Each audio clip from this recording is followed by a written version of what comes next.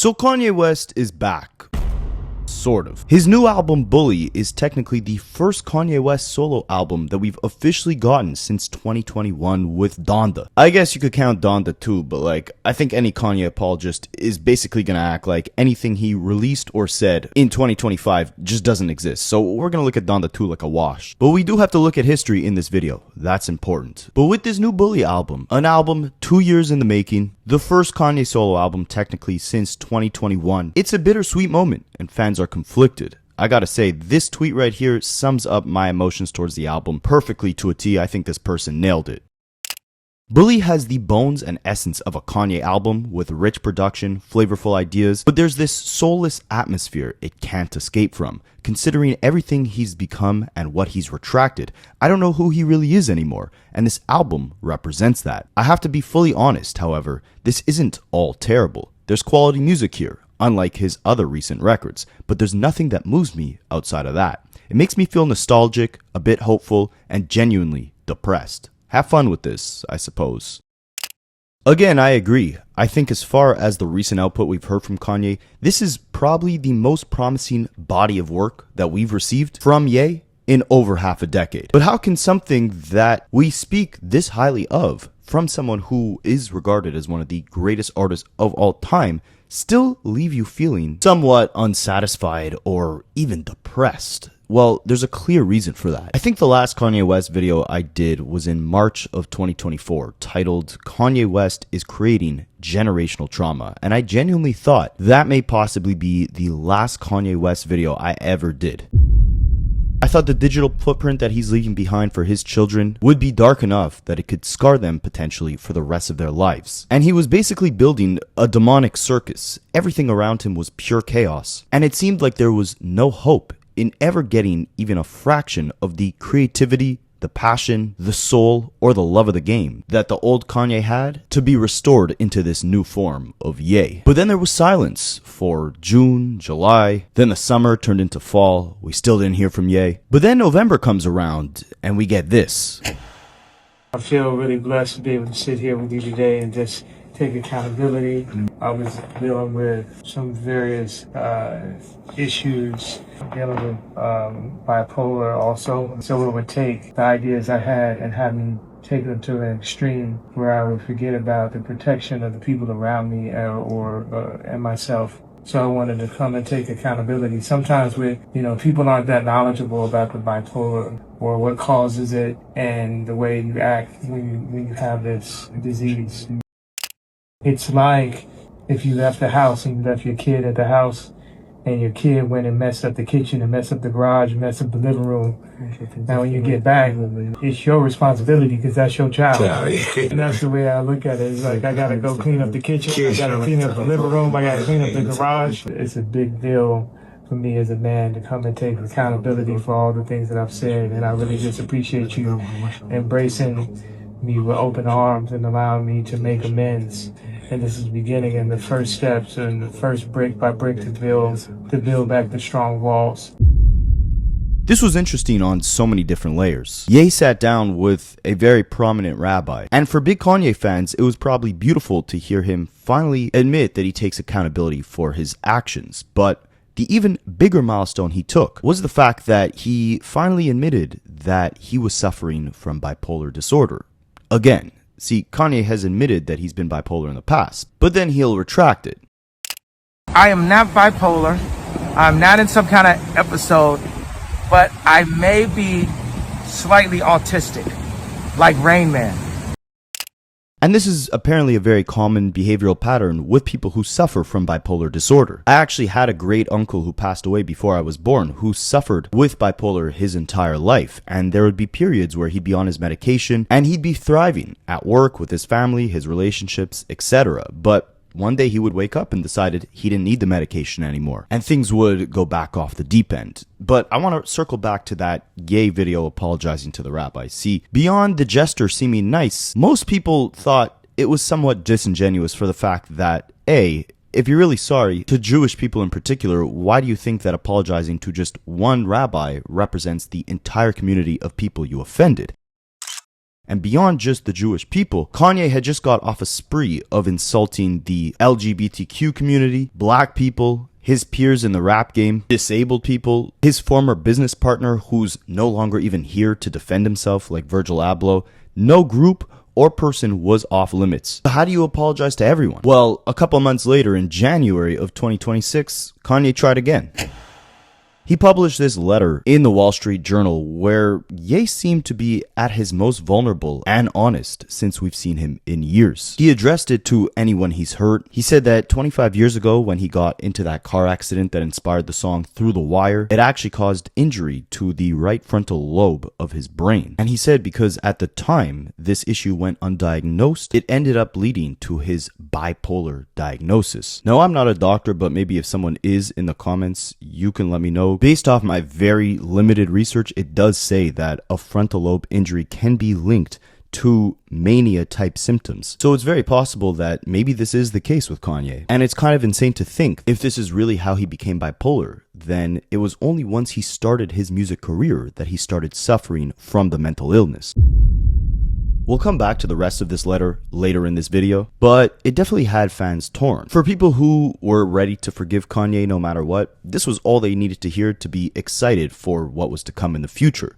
But for people who he deeply offended, who at one point thought there was no coming back, well, those people had questions at the very least. Number one, does being bipolar make you say things that you don't mean? And I don't mean like, maybe you get a little emotional at someone in your life and you start cussing them out or saying something offensive to them. No, like I mentioned before, Kanye was going on tirades aimed at entire religious groups, ethnic groups, saying such hate-fueled, racist things. Some people believe there's no way you can say these things without truly believing them deep down. Whether you're suffering from a mental illness or not, maybe you truly thought these horrific things that you said. Now again, I'm not in a position to be able to speak on what can happen when you suffer from bipolar disorder. These were just the questions that people had after this apology letter, and more importantly than that, people were wondering, was this just a ploy or a cop-out for Kanye to be able to wiggle himself back into the mainstream and win back over everyone he's lost in order to push another product? Like, was this apology really genuine, or was he just trying to sell something and needed to make sure he had everyone on his side to actually buy it? Well, when you take a look back at the history of Kanye West, you might be able to somewhat get to a conclusion on that. I feel like you feel like being bipolar is part of what makes you brilliant, part of what makes you you, and you embrace it. Yeah, I think that's another one of those things where people are like, how are you going to talk about it? The funny thing is, this is something I was like on the internet before. It was kind of funny, but it's not an opposite. It's not I hate being bipolar. It's awesome. It's actually, it drives more of how you really feel. It doesn't do an opposite thing. So I think it's important for us to have open conversations about mental health, especially with me being black, because we never had therapists in the black community. We never approached like taking medication. And I think it's good that when I had my first complete blackout at age 5, my mom didn't fully medicate me because I might have never been Ye. In my opinion, up until around 2018, Kanye West had a near perfect discography. Yeah, by the end, you can make the argument that a couple of the albums at the later half of that stretch were a little messy, were a little all over the place, but I think that's what made them Kanye. That's what made them beautiful. That's what made them a dark, twisted fantasy, if you want to get really cheesy with it. And I think even some of his more recent efforts, especially Vultures 1, had this dark beauty to them, where it seemed like Ye's back was against the wall. He was fighting some of the toughest fights any artist or public figure has ever had in the media. And even if he only executed a fraction of the success that projects like Vultures 1 had, it would still feel like Kanye West accomplished the impossible. Because based off his own actions and the things that he said, there were so many people in this world that were waiting on him to fail, that were refusing to give him a second or third or 10th chance. And I'm not exaggerating. Kanye's like a cat. Like, he's got like 9, 10, a million lives. And maybe someone with bipolar can speak to this in the comments. It almost seems like a common pattern within Ye's behavior. And again, I'm not sure if this is from the bipolar, if this is just who Kanye is. A big part of his career has been him accomplishing heights that very few artists have ever achieved, building up to the top of the mountain just to deliberately tear everything down, only so he can build it back up again. And the first signs of this trace back all the way to 2007's Graduation. One of the first videos I actually ever did on this channel was explaining how Kanye's famous college trilogy wasn't actually supposed to stop with Graduation, but instead it was supposed to have a fourth entry which capped off the entire series called Good Ass Job. But with the tragic passing of Kanye's mother, Kanye scrapped that entire concept, and for a little second he completely stopped rapping altogether. Every single appearance that you heard Kanye on, from features like Jeezy's Put On to Kanye's actual own solo output, all had him singing in autotune, and Good Ass Job became 808s and Heartbreak. Kanye's been hiding this album from us for 20 years, and you probably didn't even know it existed. Before Kanye got signed, he already had a plan for how he wanted to create his music. He knew his album titles would be a series. On the first one, he's a college dropout, then he registers late, and on the third album, he finally graduates. But he was supposed to finish the college series with his fourth album, and he planned on calling it Good Ass Job. He started recording the album in 2008, and based on the songs that leaked, it almost sounds like a hybrid of Graduation and 808s. Like, the production was upbeat and anthemic like Graduation, but this was the moment he really started incorporating autotune and sung melodies into his performances. YouTube would nuke me if I played these songs, but you can look up Throw My Money Everywhere, Downtown, or I'll Be Alright, and you'll know exactly what I'm talking about. But after the unfortunate passing of his mother and the breakup with his longtime fiance, Kanye's music took a darker, more somber turn, and Good Ass Job became 808s and Heartbreak. Who influenced you on this record? Just devastation and heartbreak. And the heartbreak on top is a combination of distortion, auto-tune, delay, and actually my life's heartbreak. It's like a mixed drink.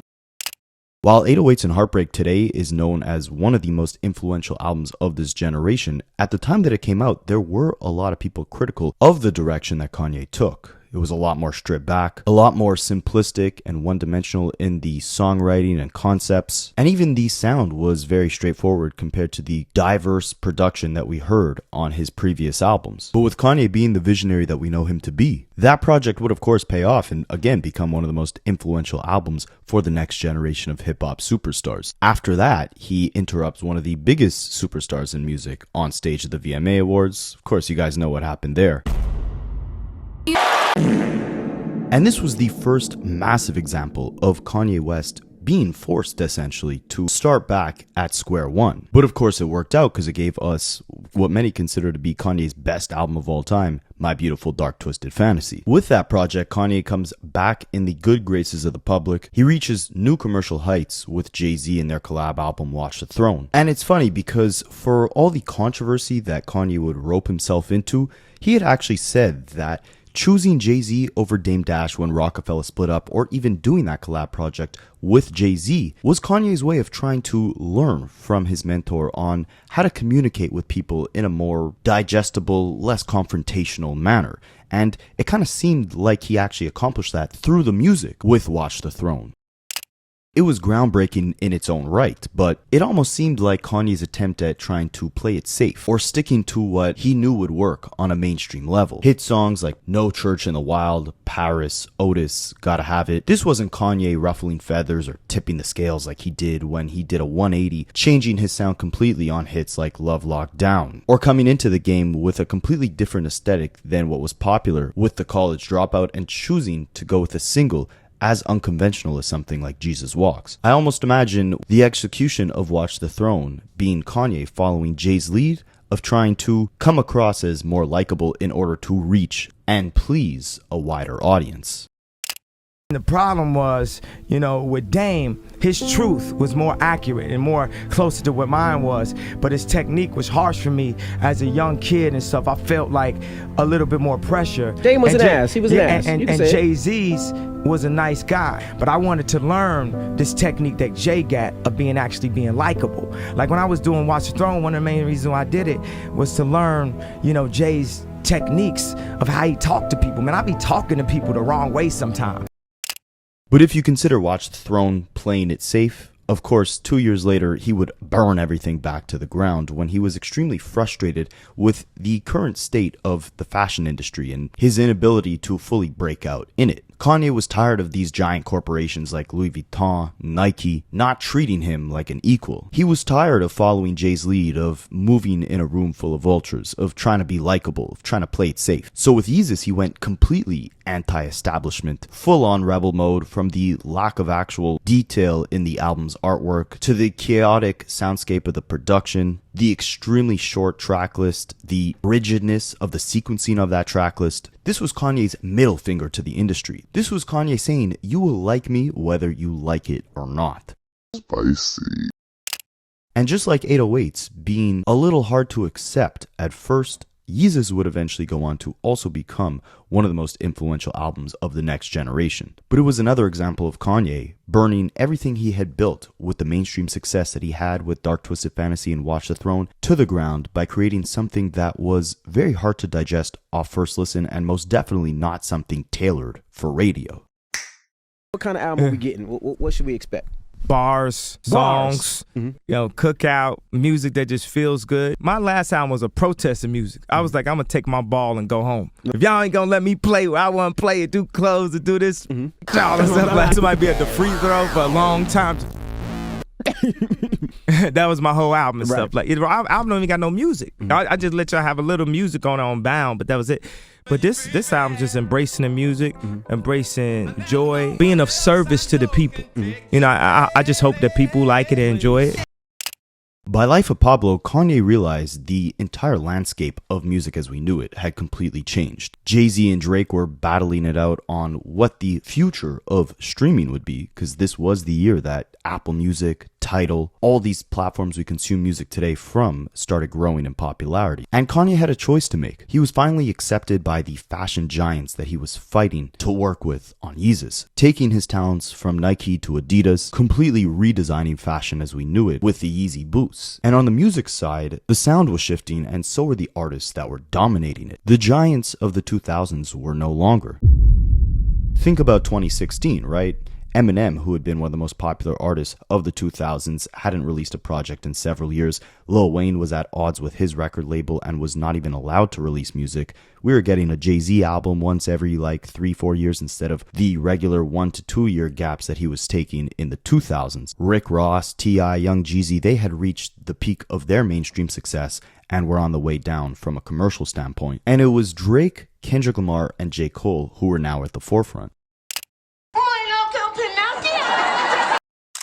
And Kanye had a choice to make. Either continue going anti-establishment or embrace the next generation and proudly lead it. And that's exactly what he decided to do. I always look at this moment as Kanye West being on top of the world. Larger than life, superstar wife. He has this fashion show where he's introducing all this Yeezy clothing that the world would go on to wear for the next few years. He has Young Thug and Lil Yachty modeling the clothing at this event, playing this new Young Thug music on the aux cord, and premiering his brand new album, Life of Pablo, that would shape the sound of 2016, this brand new era that we were in.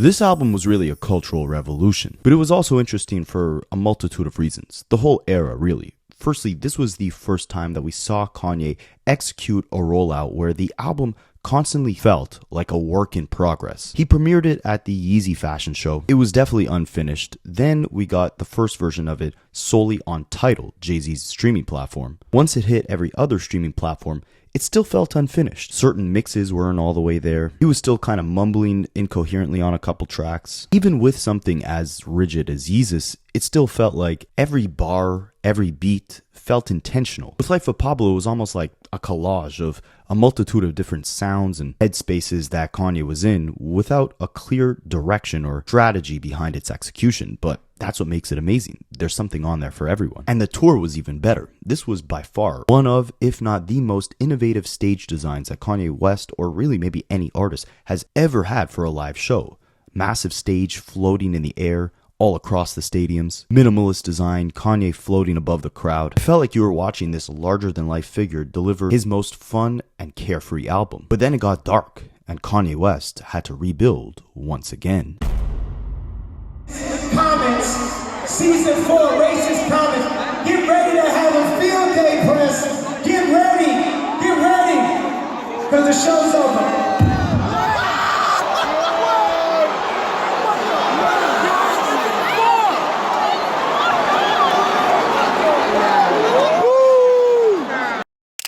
After this rant, Kanye would cancel the remainder of this tour and remain hospitalized for the majority of 2017. But if you listen to this rant, it sounds very familiar. This sounds like the same Kanye we heard all throughout his most major cancellations in 2022, 2024, frustrated that people didn't take him seriously. Angry at the system, angry that musicians can rise to this position of power but still be powerless, and ultimately fighting to change that through his message. The problem was, the same way he admired Jay for being able to effectively communicate, that was Kanye's greatest weakness. A lot of times, whether it was his interviews or his art itself, the message would come off very hostile, very abrasive, but from a genuine place of someone desperately trying to break the shackles or the constraints of what he felt the world placed upon him. And with that in mind, for the remainder of Kanye's career, he would deliberately say and do things with seemingly the intention of becoming less and less bound to the political correctness or behavioral expectations that society had placed upon a celebrity of his stature. By the time the next rollout for his new era rolled around, Kanye took on the ambitious task of releasing 5 albums in 5 weeks, starting with Pusha T's Daytona, then Ye's own solo album, his collab with Kid Cudi, his collab with Nas, and his collab with Tiana Taylor. And if you thought Life of Pablo was unfinished, messy in a sense, well, this whole rollout took that to a whole other extreme. Starting with the first single of this whole rollout, Scoopity Poop, or Lift Yourself, an entire troll to Drake, who he promised that very same beat to the whole Donald Trump controversy where he put on the red hat, met with Trump at the White House, much to the dismay of a lot of his fans and industry peers, to then the horrifying PR nightmare of an interview that was the TMZ visit. When I left the hospital, how many pills you think I was given? 7! Then there was that thing West said about slavery. When you hear about slavery for 400 years, that sounds like a choice. Like, you was there for 400 years and it's all of y'all? That was the comment that crossed the line for at least one TMZ staffer. We have to deal with the marginalization that has come from the 400 years of slavery that you said for our people was a choice. And brother, I am unbelievably hurt by the fact that you have morphed into something, to me, that's not real. And just like that, everything Kanye had built up with the Life of Pablo had now been broken down and needed to be rebuilt once again. In fact, Kanye even said that after this TMZ interview, he completely scrapped the entirety of his solo album that he had been recording up to that point and redid it in a matter of just weeks. And keep in mind, this was during a period where Kanye was ambitiously aiming to release 5 albums in 5 weeks. So to go back and completely scrap one of those albums to redo it and still meet a deadline, it was a self-destruction waiting to happen. But sure enough, against all odds, Kanye West pulled it off once again. Yeah, people might have their gripes with this album, Ye. It was too short, it wasn't enough substance, whatever. When you look back at it almost 10 years later, it aged very well. And of course, the same could be said on a much higher scale for albums like Daytona and Kids See Ghosts. Overall, that 5-album run that he had in 2018 ended up being a success against all odds. But then Kanye burnt it down all again for a higher purpose. Jesus, take the wheel, let's cruise control. We got something better than gold. The doors of the church are never closed. Cause that's like we making a church. We got the James Terrell Church coming to Calabasas. I'm making it. North was crying the other night. We was talking about how just Jesus loves her and how beautiful she is. And I was like, what about going to Sunday service with your friends? And she was crying. She was like, but it's not here. It gotta be here every week, Dad. It's just all over the place. I gotta be here. And I was like, oh, church gonna be here every Sunday. The Christian era that Kanye had in 2019 was very peaceful to a certain extent. No controversies surrounding the project, no outlandish statements. Kanye built a church in Calabasas and performed Sunday service there every week. It seemed like the focus was on the music, and he had a long time to deliver what would be a very ambitious project. A Christian album. No cuss words, no profanity, no lyrics about bleached buttholes, just Kanye praising God. This was another example of Kanye West tearing everything down only to rebuild it once again. And while fans weren't initially moved by this album the same way they probably were for a Graduation or a Life of Pablo, and Kanye definitely wasn't at his peak artistically or lyrically, it did seem like he was operating at a higher frequency. The same thing could be said for his album Donda. With that project, it finally seemed like we got that old Kanye back once again. And it wasn't just fans that were happy, Kanye himself should have been quite happy. I mean, it was a weird time, right? He had just signed a deal with Gap, Adidas and him were stronger than ever together. Kanye West just became the first hip-hop billionaire with the success of these clothing deals. Really, he had everything he ever wanted, right? All that fighting he did in the Yeezus era to be accepted by the fashion elites, he finally had that. All the rants about being bankrupt, trying to independently start his own clothing brands were out the window. He was now a billionaire. He had all the money in the world. But I think you can look at two moments in Kanye's public career that truly shifted his entire trajectory, and 2021 would contain one of them. Of course, the loss of Kanye's mother left him in a state where, to this day, it still doesn't feel like he's fully come to terms with the grief and the loss. But the loss of his wife, Kim Kardashian, of nearly 10 years in 2021, seemed to leave Kanye in a very similar state. Alone, hopeless, building back again from ground zero. And Kanye did not make it easy on himself. It wasn't just his wife that Kanye lost by this point in time. Kanye lost everything. He lost the election when he tried to run for president. He lost the ability to see his children whenever he pleased. But in the strangest terms of events, it seemed like Kanye deliberately set out on a mission to lose everything intentionally. First Adidas, now the Gap. Today, the Gap clothing chain severed all ties with Kanye West, stating, "We are taking immediate steps to remove Yeezy Gap product from our stores." This was the scene at the Gap in Times Square. Giant bags of Kanye's clothing line. And in just 2 hours, it'll all be gone. It happened after Kanye West dared Adidas to dump him. Just 10 days ago, Kanye made this brash statement, repeating anti-Semitic hate speech. I could say anti-Semitic things and Adidas can't drop me. Now what?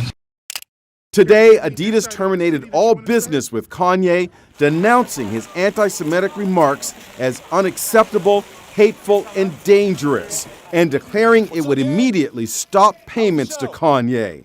Here's Jim Murray. Kanye's wildly successful shoes sell for up to $585. I just bought this pair for $350, but expect these shoes to soon start disappearing from store shelves. The Adidas announcement delivered a billion-dollar blow to Kanye's crumbling empire. Forbes magazine declared, "Billionaire no more. Kanye West's anti-Semitism obliterates his net worth." CNBC's Sarah Eisen. I'm not surprised that Adidas dropped Kanye West. I am surprised that it took Adidas so long to drop Kanye West. This dangerous hate speech rant against Jewish people came from Kanye more than 2 weeks ago. Overnight, Kanye doubled down with this incendiary interview. It's genocide and population control that black people are in today in America that is promoted by the music and the media that black people make, that Jewish record labels get paid off of. As long as Ye continues to double, triple, quadruple down on his deeply offensive and dangerous rhetoric against Jewish people, it's going to be impossible for corporate America to touch him. Now, it wasn't just that Kanye lost all these fashion deals by this point in time. He started losing the world. While some people try to make the argument that there was real substance behind the comments Kanye was making in this era, no one could deny that the delivery was absolutely abhorrent. We're not going to get too deep into it. Let's keep it focused on the music, because a couple months before this even happened, Kanye pretty much destroyed this entire Donda series that he actually executed pretty well on the first one. He had announced Donda 2, and at the same time, Kim Kardashian, his newly divorced ex-wife, had started dating Pete Davidson, and Kanye was on a complete mission to harass and sabotage that relationship, fighting Pete Davidson online, all the while dropping what at the time would be by far his worst and most unfinished project to date with Donda 2. You couple that mess of a project onto the fact that at the end of that year, he starts going on these anti-Semitic rants, gets dropped from all his major fashion deals, and it seems like Kanye West again is back at square one, but with by far less people believing in him than ever before. But some people actually look at this move as extremely strategic, because while he may have lost a ton of fans along the way, a ton of support, and all his deals, Maybe that's what Kanye wanted, right? He was the one who said slavery was a choice. Well, now any contract that he was bind to with any major corporation, it was completely off the table and nullified. Kanye had no one to answer to, no obligations to fulfill, no need to be politically correct or likable. But sure enough, like I mentioned earlier in this video, Kanye still somehow managed to pull off the absolute impossible. And I went out to Japan. I had a show out there. He was out there at the same time. I came at him like, yo, I want you to executive produce my album. We ended up doing the song that we got called Burn. And it was like, let's just do a whole thing, you know? How did that come across to you when you say, you know what, let's stop the world and let's work on this? You know, Ty made it where I was able to make music because he just didn't bring none of the music industry shit to the table. It's just a lot of, sometimes I feel like people get into music because they don't want to have to actually work. Like even when we did Donda, I had people show up at 8 a.m. because I thought like when people are in the league, they gotta show up. They gotta work no matter how famous they are, no matter how much money they get. But music is something where, you know, we'll be working at 3 a.m. or sleeping in, and you know, I got to a point where I was, you know, recalibrating my whole life, frustrated with a lot of the positions I've been in, and you know, my focus over the past year and a half was the music and then the clothing, mostly the shoes. So I put everything I had left into both of those. Somehow Kanye really did it. With the world against him, with no major record label backing, he still somehow managed to bring Vultures, his collaboration album with Ty Dolla $ign, to #1 on the Billboard, and even have a #1 single with the song Carnival, which was actually his first Billboard #1 hit as a solo artist since 14 years beforehand with the 2007 hit Stronger. But then of course, we gotta tear it all down to rebuild it once again. Now there's so many details that I can't really fully cover in this video just because it would be like 3 hours long, but I'm sure if you guys were keeping up at the time, you remember the whole nitrous oxide with the evil dentist incident where Kanye was apparently hooked on the drug, making his brain completely numb. You remember when he briefly tried to hop into the Kendrick and Drake battle with a remix of Future and Metro Boomin song Like That, dissing Drake and J. Cole. And it was around this time when he actually announced that his next solo album would be titled Bully. Now, the concept of this album, or the title at the very least, was based off the fact that his son, Saint West, had come home and told him that he's a bully at school. And at the time, being the bad guy had inspired Kanye. And I guess he had to fit the bully theme because he was really bullying his fans at this point in time, guys, alright? He dropped Vultures 2. And I mean, if you thought, you know, Kanye had finally come back with Vultures 1, #1 hit, #1 album, he again had to burn everything to the ground, the same way he did with Donda 2, but this time with Vultures 2. Why the title Bully? You know, my son was playing with some kid, and then he kicked him. And I asked my son, I said, why you do that? He said, because he weak. And I was like, this man is really a bully right here. I gotta. Saint, you the reason for bully. Don't Saint do that. He just kick everybody and like push him over and like just. I wonder where we get that from. Which parent? Oh. Definitely young Ye. Yeah. By the time Vultures 2 had released, all faith was pretty much gone for Kanye West to ever restore the faith that we had in him from 2016 and all the way beforehand. And so with that, why not take it all the way off the ledge? It all started on February 6th, 2025, just a couple days after Kanye brought his wife half naked to the Grammy Awards with a tweet that read, "Free Puff." He would double down on that sentiment, saying, all these celebrities are P-word, y'all watch our brother rot and never say nothing, tagging Donald Trump, asking him to free Diddy, saying F all that woke stuff, people are addicted to complaining, ironically he's the one here complaining, doubling down on the slavery is a choice sentiment. He would go on to criticize Kamala Harris, he would go on to say he doesn't listen to rap music anymore, he would go on to say that he's racist, against the simulation, he would say that his support for freeing Diddy was completely selfish, and he would double down on his anti-Semitic comments. Keep in mind, all these tweets were in like a 1-day span, and you would see Kanye for literally days on end, every single minute, tweeting something new. Likely meaning that unless someone else was running his account for him, he was not sleeping, tweeting out nonstop the most outrageous things you've ever heard a celebrity say. And this would go on for months, and it would trickle down into the music. If you thought the tunes could not get worse from Vultures 2, you were incredibly mistaken. He started working on this album called CUCK, and this is where I say that I believe he was creating generational trauma for his children if they saw this digital footprint here. He was writing songs proudly professing to be an NAZI, making Mustache Man t-shirts, Mustache Man music, wearing an all-black KKK outfit as he sits down for an interview with DJ Akademiks while he's about to be on his way to Spain because he believed that America was no longer safe for him. You know, but you offended Jay-Z. Him. Put it like this. Let's take it to money. How much money do you think Jay-Z make off my catalog versus what I make off it? Next subject. And he admitted or professed to the world that at a very young age, him and his cousin were engaged in S-acts due to the images in Playboi magazines that they saw in his mother's bedroom. It was no denying that Kanye was at a breaking point. It was no longer about destroying your public reputation only to rebuild it with an even better album in the next era. It was now about, will this man make it out of this episode alive? And after he flies out to Spain, right after he caps off that Akademiks interview, he links up with a bunch of these random streamers like Neon and Sneeko, and they start cooking up music to a very high degree of quantity, not quality necessarily.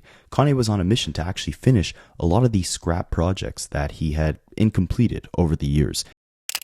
He actually fully finished Donda 2 and released it on streaming platforms 3 years later. He even teased finishing the mythical Yandhi album from 2018. He was still working on that CUCK album that included the Cousin song and the HH song. All the while, Bully still seemed to be in the works. As a matter of fact, he actually released like 4 songs from the project in 2025. Maybe even more than 5. My memory could be tweaking here, but while the sample sounded nice, there was nothing promising about anything Kanye was doing artistically on these tracks. Lyrics full of nothing, AI vocals, everything was unfinished. It was an absolute mess. And with all that, by around May of 2025, Kanye goes radio silent. Like I said before, there was a long stretch of like 6 months where we didn't hear a single word from Kanye. We didn't see pictures of him. We didn't see tweets from him. Nothing at all. But mysteriously, Bully kept having these new release dates. It was almost like someone from his team had just like kept putting these placeholder dates for whatever reason, and then that date would come around. Obviously, the album wouldn't come back, so they would push it to like a new date. I don't understand why they kept announcing new dates, but as you guys know, it's here today. The difference between Bully and the past Ye albums, even surrounding all the controversy he had in those time periods, is the fact that this album didn't really seem like something the fans even cared to receive. We were fed up, we were tired with all the half-baked, directionless, non-finished projects like a Vultures 2, a Donda 2, CUCK. He kept emphasizing how he was no longer even interested in not just listening to rap, but also rapping himself. He was having AI do all the vocals for a majority of the new songs he was releasing. He was also having Dave Blunts write all his raps. It was an absolute mess that no one wanted. But then we got this letter by January of 2026. To those I've hurt, 25 years ago I was in a car accident that broke my jaw and caused injury to the right frontal lobe of my brain. At the time, the focus was on the visible damage, the fracture, the swelling, and the immediate physical trauma. The deeper injury, the one inside my skull, went unnoticed. Comprehensive scans were not done, the neurological exams were limited, and the possibility of frontal lobe injury was never even raised. It wasn't properly diagnosed until 2023. That medical oversight caused serious damage to my mental health and led to my bipolar diagnosis. Bipolar comes with its own defense system. Denial. When you're manic, you don't think you're sick. You think everyone else is overreacting. You feel like you're seeing the world more clearly than ever, when in reality, you're losing your grip entirely.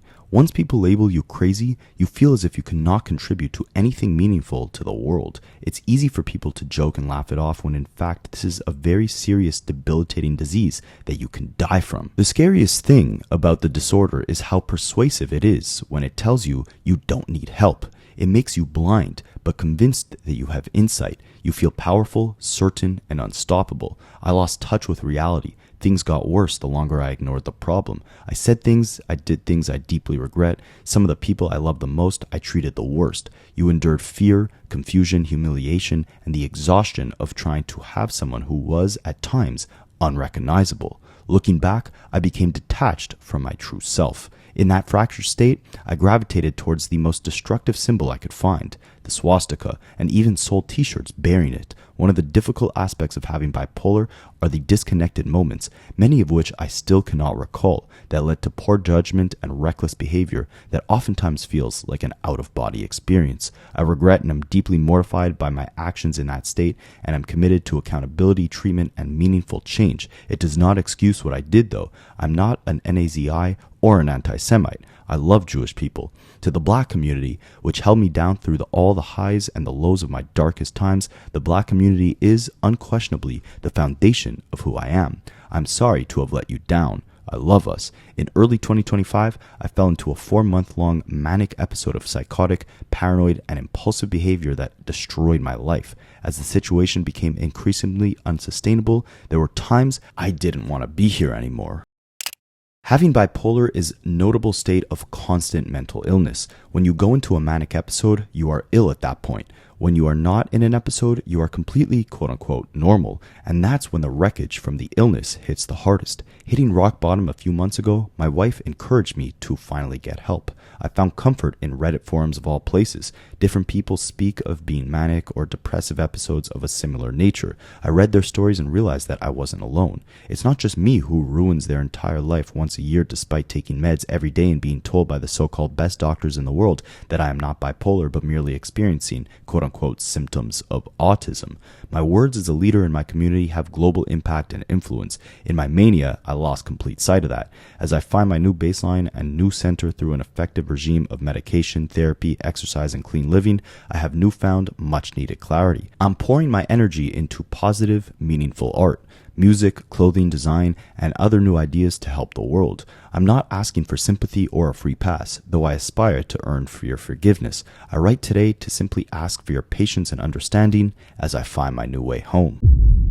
This was heavy to say the least, and in a way, honestly, did not sound like it was written by Ye. There is no sign of ego in this entire letter. This sounds like someone who really had to sit and accept the fact that, like the rest of us, he's a flawed individual. It felt like Kanye reviewing his situation from an outside lens. And it was good to hear that he was focused on pouring his energy into something more positive, like fashion or music. The question is, if that music resonated with the people like it used to, would we see Kanye go back to his old ways where he would carry himself back up to the mountaintop only to self-sabotage and destroy himself once again? Well, only time will tell. For now, Kanye's in an interesting position. If you guys have been keeping up with Insider Hub on Twitter, they've predicted tons of things over the last few months. If you watch my old videos, you'll see they made a ton of crazy predictions, but they were saying a couple weeks ago that Bully basically had to release on March 27th, or else all the physical pre-orders that Kanye's team has been taking for the past 2 years, yes, he's been teasing Bully for 2 years,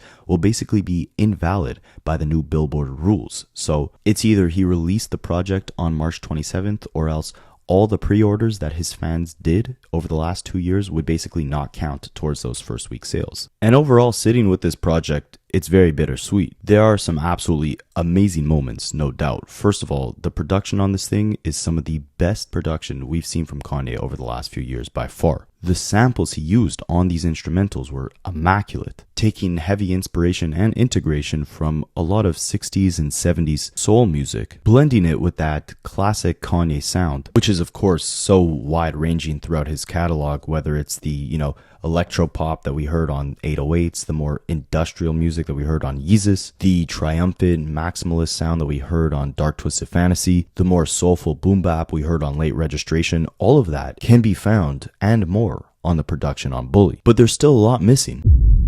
I don't know if there's any validity to what Insider Hub had said, but this project does sound like someone who was rushing to meet a deadline, and that's not out of the ordinary for a Kanye West album. Like we reviewed in this video, everything that came after Life of Pablo was almost always seen as an unfinished work in progress. So the question is, will this album get finished? Because there's a lot of potential here. For starters, he took out all the AI vocals seemingly and actually re-recorded a lot of this stuff on his own. He still somehow got some collaborators standing by his side with tracks featuring Travis Scott, Peso Pluma, Don Toliver, CeeLo Green, and more all throughout the track list. He's got some really dope work with an artist by the name of Andre Troutman, who uses a talk box on a couple songs off the track list. And Kanye himself does seem like he's trying to make an effort to really get his vocals at that right pitch, get them sounding right, get the melodies good, get the hooks feeling memorable and anthemic again, being in the right pocket with the flows when he's rapping here. A lot of his flows sounded extremely choppy on albums like Donda 2 or Vultures 2.